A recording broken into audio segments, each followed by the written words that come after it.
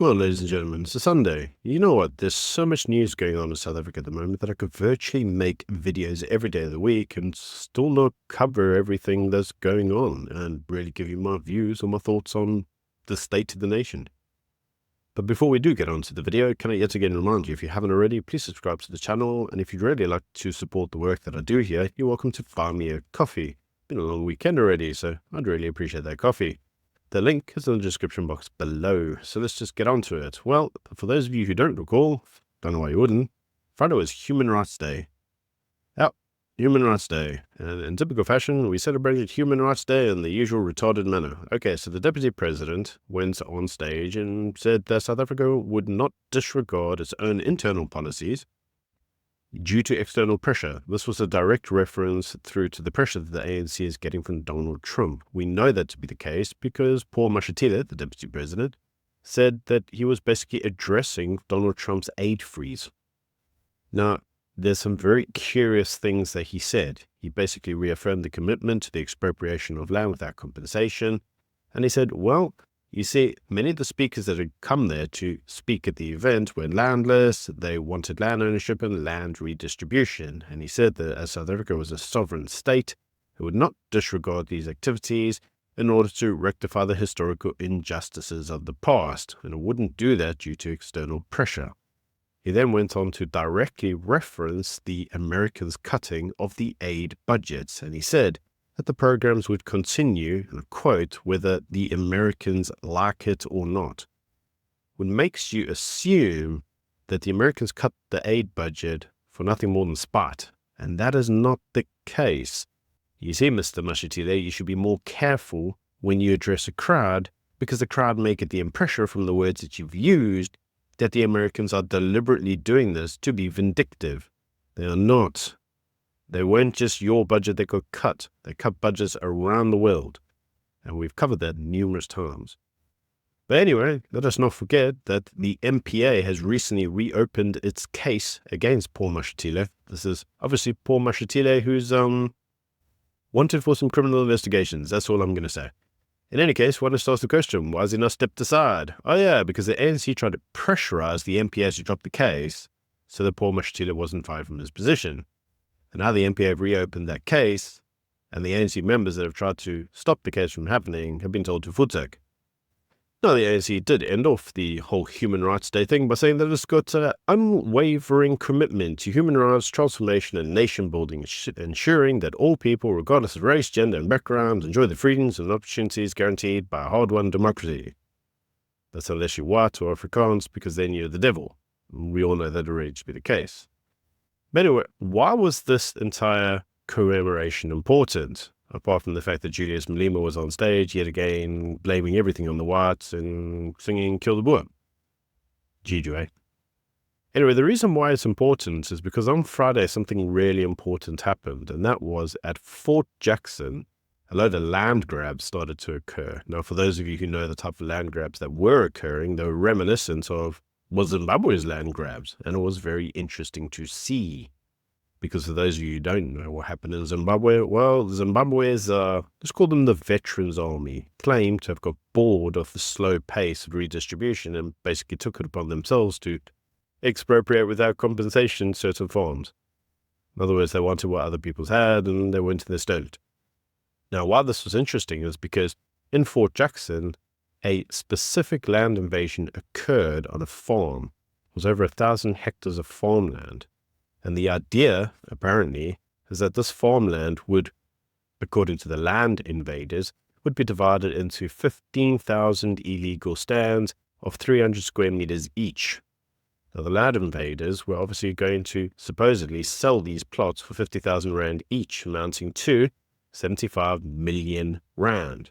You may ask yourself a question, well, why didn't you hear about this? That's because the legacy media didn't want to report on it. So where did I hear about it? Ian Cameron, the parliamentary dude who's responsible for all this stuff. This isn't like it came from an unofficial source. This literally came from a parliamentary MP who had to publicize it himself because none of the media outlets actually took the story seriously. So why was this story so important? Well, The reason it was important is because the individuals who were responsible for the land grabs were uniformed SAPS officers and correctional services members. They were the ones participating in this. They weren't there to stop the chaos, as Ian Cameron says, but they were there to profiteer from it. Now, why this was interesting is that apparently this group of officials would also use the monies raised for protection fees and for fees stopping the cutting of illegal activities. In other words, an illegal connection to Eskom or an illegal water connection bypassing municipal rates.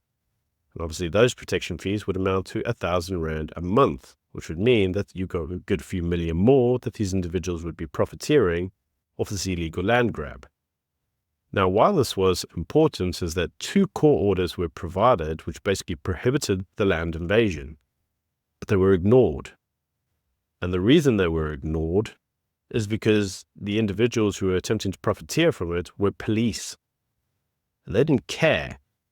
Now, the other individuals involved included taxi bosses. That comes as no surprise. But what does come as a surprise is the lackadaisical approach that SAPS utilized to it, because the actual land invasion, the number of individuals who rocked up to buy their land following this land invasion was huge. And you can see the pictures yourself, including all the cars that basically lined up for it. This was not something that was done behind closed doors. It was not done under the cover of darkness. The entire thing was just blatant. It was a blatant example of extortion. So what ended up having to happen is that Ian Cameron had to publicize this himself. He had to put it on X, he had to put it on Facebook, he had to put it on a number of places.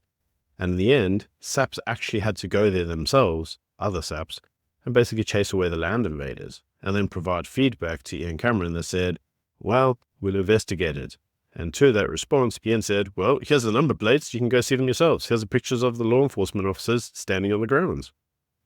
Now, you see, the reason that this becomes nefarious is because the individuals involved were those of, let's call them stately positions.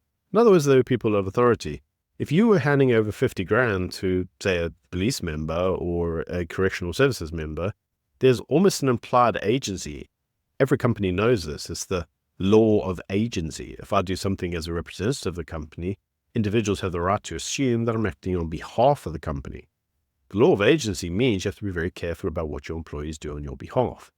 And in this instance, that's exactly what we're seeing. We're seeing members of the state acting in an official capacity, which means the public have a right to assume that this is state-sanctioned. This wasn't. It was an illegal activity done by law enforcement officers. And will they actually be investigated? Well, the answer is going to clearly be no. How do I know that? Well, because we all live in Retardanistan. We all know exactly how this place works. This is not how it's going to be. So Paul Mashatile sat there on Human Rights Day and he said, and I quote, "We are confident that we have chosen the correct path to establish an equitable society and will not deviate from it." You're confident, are you? And everybody told you that this would happen and that nobody would take the law seriously, that you would use the wrong rhetoric and encourage people to think that something was happening that it was not. But you're confident. And this, ladies and gentlemen, is what's wrong with our ANC. They are just retarded. They are confident in all the stupidest stuff. They are confident that their policy positions are going to create this Wakanda. And it's not happening. Unemployment rate's never been higher. The inequality has never been higher. Investment in the country has never been lower. The ANC are just dumb. It's the Einstein definition of insanity. Keep trying to do the same thing over and over again and expecting different results. It's just stupid.